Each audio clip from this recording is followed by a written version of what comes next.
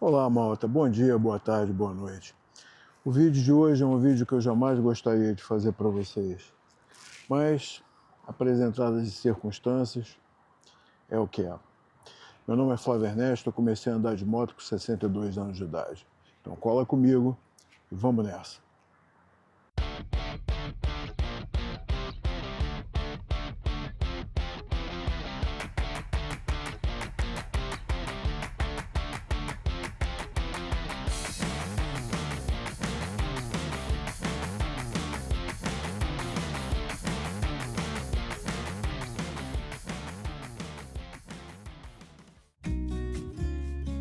Olá, malta. Hoje eu vou abrir meu coração para vocês. Eu estava em dúvida se devia ou não trazer esse vídeo, sabe? Eu fiquei pensando se ia valer a pena partilhar algo que eu eventualmente pudesse desanimar quem me acompanha aqui. Mas eu acabei decidindo gravar porque eu acredito que a vida é feita também desses momentos em que a gente se sente mais disposto.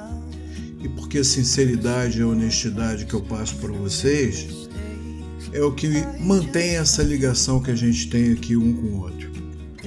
E olha, não foi fácil tomar essa decisão. Mas eu percebi que em vez de omitir, eu podia transformar a experiência em reflexão, em partilha e talvez até em inspiração.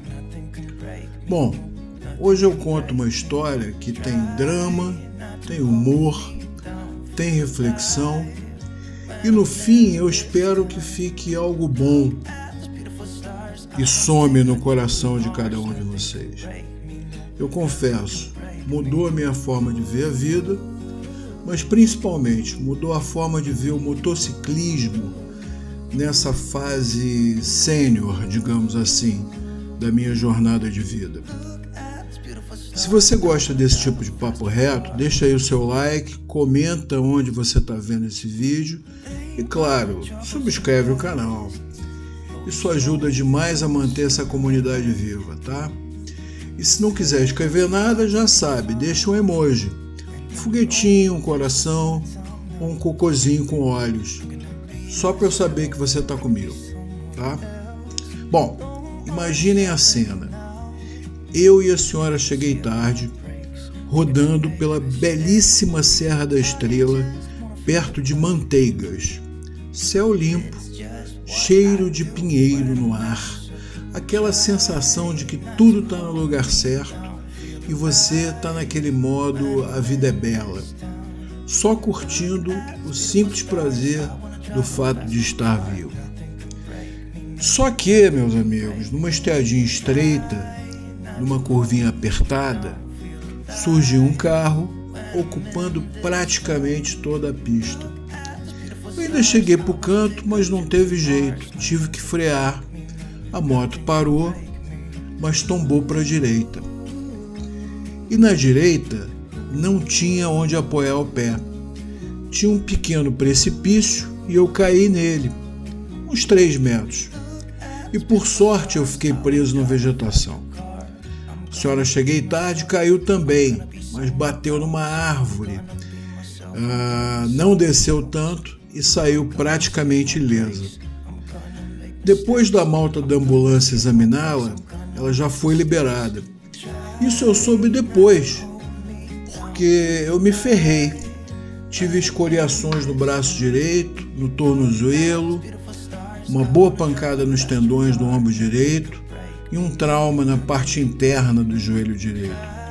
Eu senti e ainda sinto dores que eu nem sabia que existiam, especialmente no ombro e no joelho.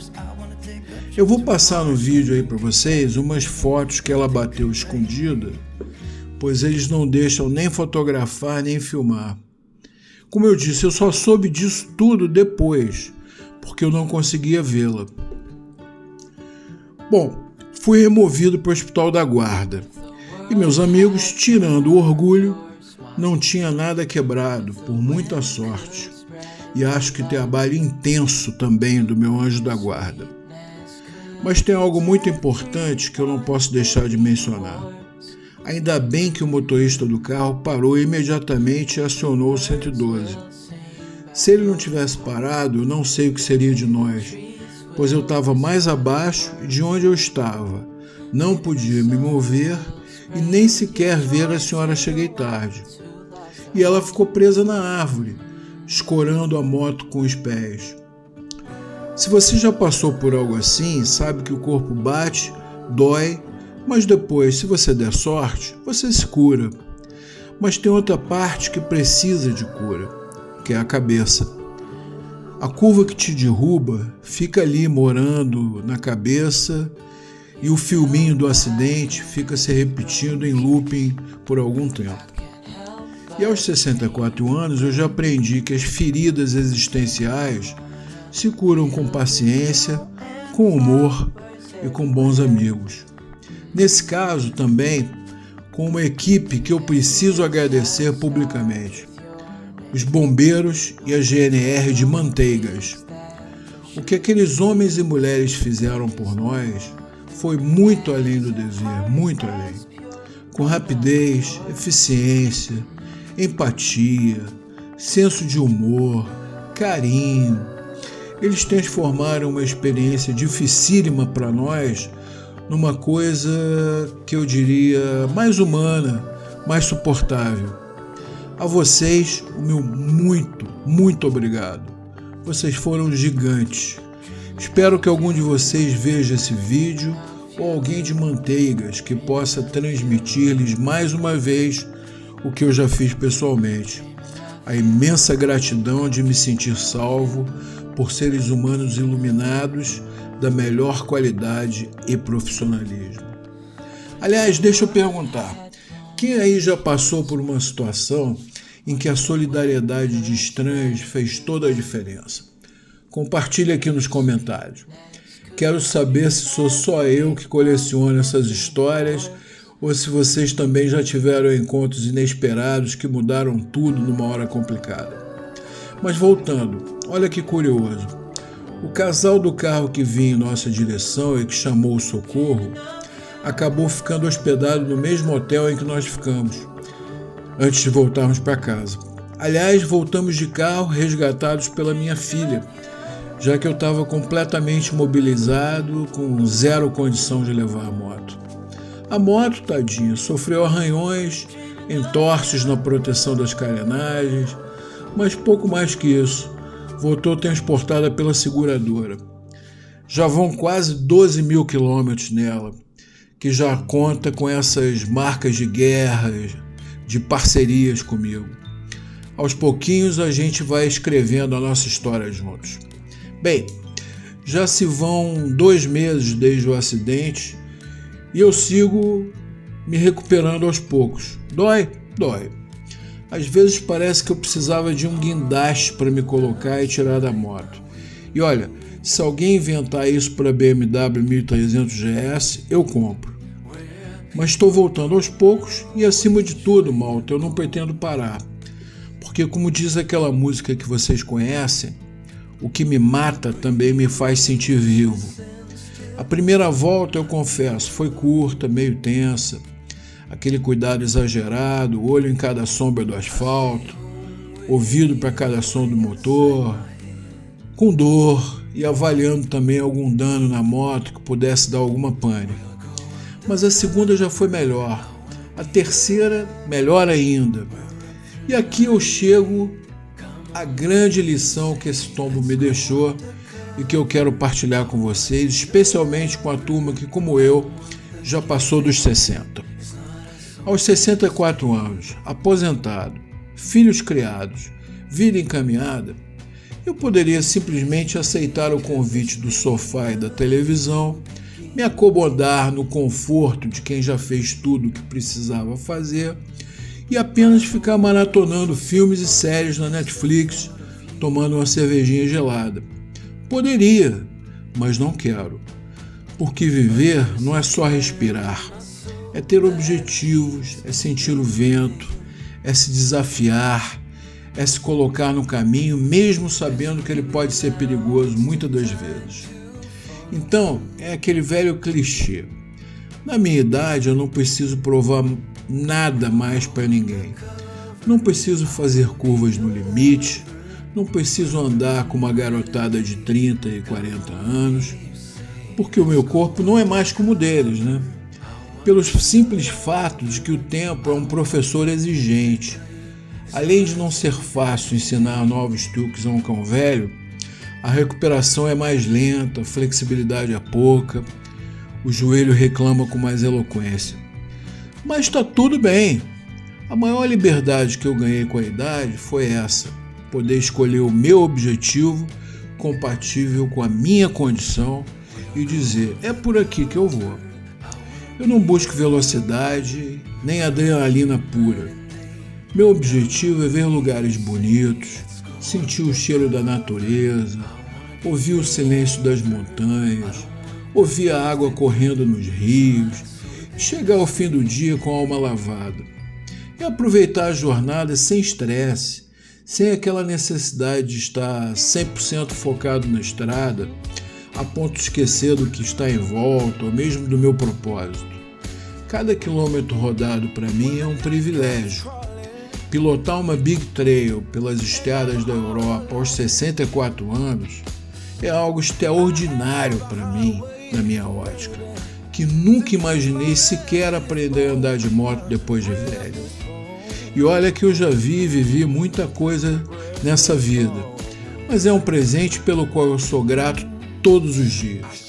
A moto deu liga comigo e me deu vida também. O acidente me ensinou a respeitar limites, a não subestimar as dificuldades e a planejar melhor. Mas eu não posso deixar que o medo me guie.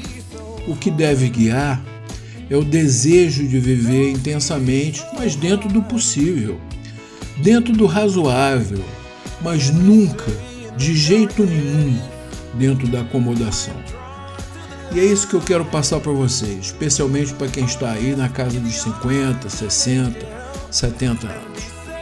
Não deixem que a idade seja um freio, usem como combustível. Se você tem um sonho, realiza. Se tem um objetivo, persegue.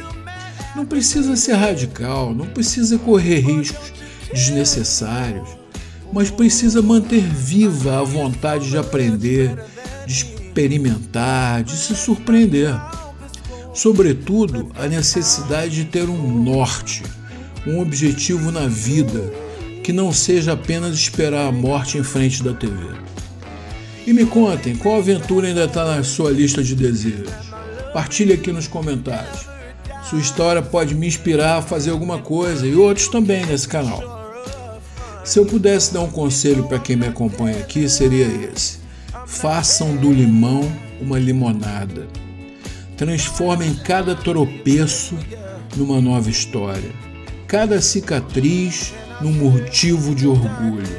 Afinal, a vida não é só sobre evitar quedas, mas sobre levantar, sacudir a poeira, seguir em frente, de preferência de moto e com um sorrisão na cara, pensando no sortudo que você é. Se gostou desse vídeo, partilhe com alguém que precisa de um empurrãozinho para sair da zona de conforto. E não esquece, subscreve o canal para continuar comigo nessa estrada. Até a próxima, malta! E muito obrigado por terem estado comigo até agora. Just drive all the way to the rainbow's end. Just drive,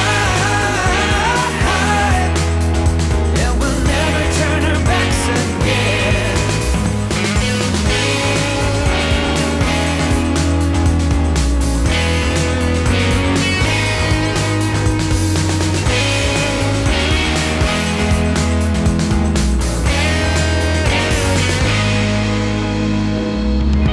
So this is how we end up.